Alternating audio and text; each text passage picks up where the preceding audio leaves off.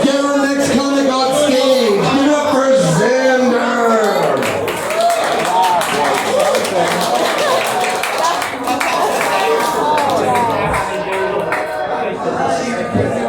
Hey, what's going on, Bar 13? What's going on, Bar 13? How y'all? Now, before we go any farther, right, I want everybody to repeat after me. Let's go. Ready? 1, 2, 3. Cool. Big round of applause for this fellow right here. He looks like Lieutenant Colonel Jensen, United States Marine Corps. Give him a big round of applause. Yo, Lieutenant Colonel Jensen looking fellow. Listen, man, I too am from Philadelphia, and it's hard being a 54-year-old black man from Philadelphia because, first of all, the police want to kill you, the banks don't want to give you a loan, and people think you hate gay people. You know what I mean? Yeah. You know, I've been accused of being a guy that hates gay people. Now, first and foremost, that's bullshit. I am a live and let live type of guy, and if you're asking me, homosexuality is like cocaine. You can do as much of it as you want to.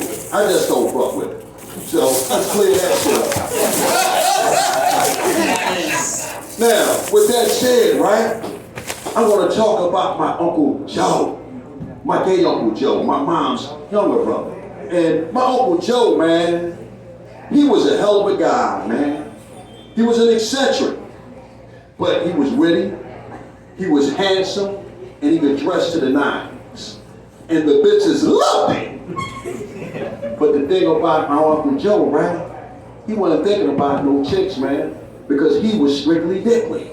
You know? But Uncle Joe was cool nonetheless. But the only problem that I had with Uncle Joe, that motherfucker used to touch me, man. Yeah, Uncle Joe, that motherfucker used to touch me. And let me tell you something, man. The first time my uncle touched me, I remember it like it was yesterday, and it was a horrible experience. We was in the bank, man, and I saw this toy that I wanted. And I said, "Oh, Uncle Joe, give me that toy, give me that toy." Man, my uncle shot me a look that said, "Nigga, please." But I was a young kid, man, and I wasn't really used to the subtleties of facial expression. So finally, my uncle said, "No. As a matter of fact, hell no." And I don't mind telling y'all, my mother had spoiled me rotten. I was a little Lord Fauntleroy. And when I heard no, I threw a temper tantrum that was so ferocious, all the white kids' presents pulled out their notebooks and started taking notes.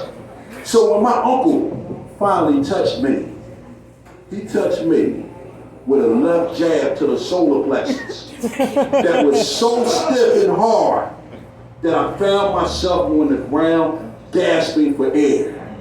So yeah, man, my uncle touched me that time.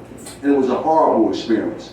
And that wasn't the first time my uncle touched me, because I was a bad little kid and I had behavior problems. And one day my uncle had to come up to that school, man. And when my uncle found out what I did, that motherfucker reached inside his pocketbook and pulled out an Ebony magazine. And he wound it up real tight. And my uncle touched me, man, in front of that whole class.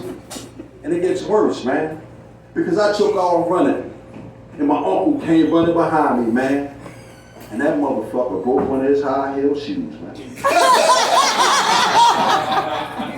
And I don't have to tell y'all how bad my uncle touched me after I made him break one of his high-heel shoes, man. And it gets worse, man, because I got friends, and to this day, that still remind me how my uncle came up to that school in his dress, in his high heels, and beat my ass that day, you know? So that's what I was thinking about, man. I had to clear that up, man. You know, I don't hate gay people, man. I'm a live and let live type of guy, man. My favorite uncle, my Uncle Joe, he was a gay guy, man. And guess what? When I strayed 1 inch from the straight and the narrow, that motherfucker used to touch me, man. So, with that said, folks, thank you very much. Enjoy the rest of your night.